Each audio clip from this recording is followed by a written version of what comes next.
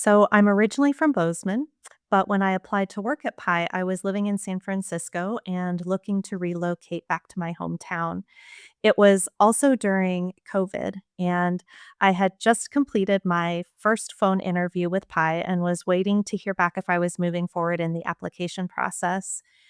At the same time, I found out that both my parents had COVID who were living in Bozeman, and I was feeling concerned for them and wishing that I was closer to be able to look out for them, take care of them a bit.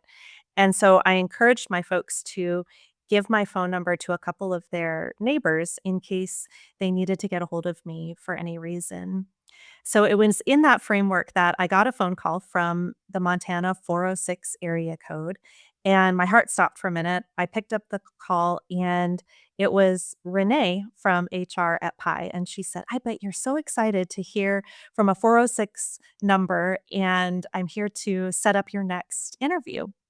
And I said, "Actually, I was nervous at first because I thought it might have been one of my parents' neighbors, because they have COVID and I'm just feeling far away from them right now."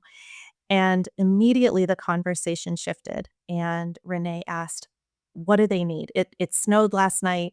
I could stop by and shovel their driveway. I just made a pot of soup. Do they need anything at all?" And I was so struck in that moment of how quickly she pivoted from setting up an interview for me to asking about what she could do for my parents, people she had never met.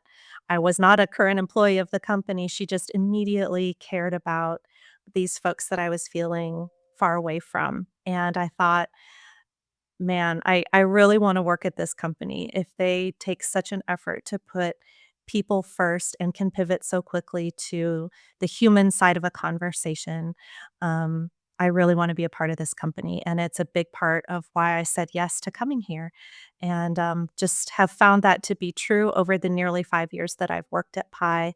It was such a positive first impression of the company, and it's remained true to this day.